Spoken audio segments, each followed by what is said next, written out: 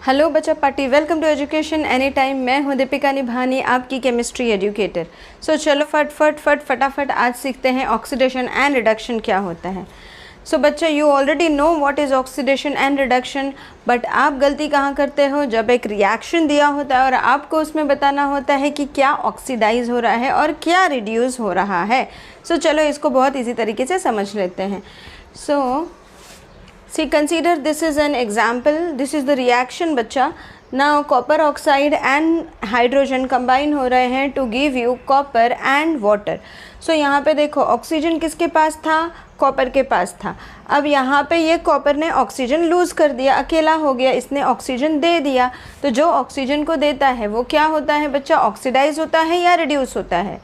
Oxygen बाहर जा रहा है, दैट मीन्स कॉपर क्या हो रहा है, यहाँ पे रिड्यूस हो रहा है। सो ये वाला कंपाउंड हमारा क्या हो रहा है बेटा, रिड्यूस हो रहा है, बिकॉज ये अपना ऑक्सीजन दे रहा है।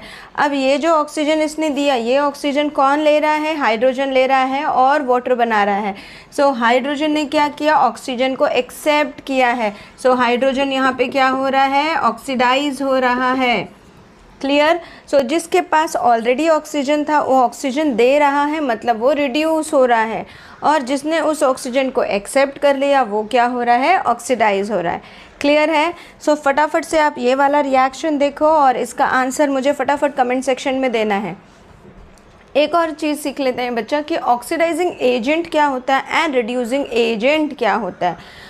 जो खुद रिड्यूस हो रहा है वो दूसरे को ऑक्सीडाइज करेगा, राइट। सो जो खुद रिड्यूस हो रहा है वो हमेशा ऑक्सीडाइजिंग एजेंट होता है, जैसे कि कॉपर ऑक्साइड। एंड जो खुद ऑक्सीडाइज हो रहा है वो दूसरे को क्या करेगा, रिड्यूस करेगा, मतलब वो कौन सा एजेंट हुआ, रिड्यूसिंग एजेंट हुआ।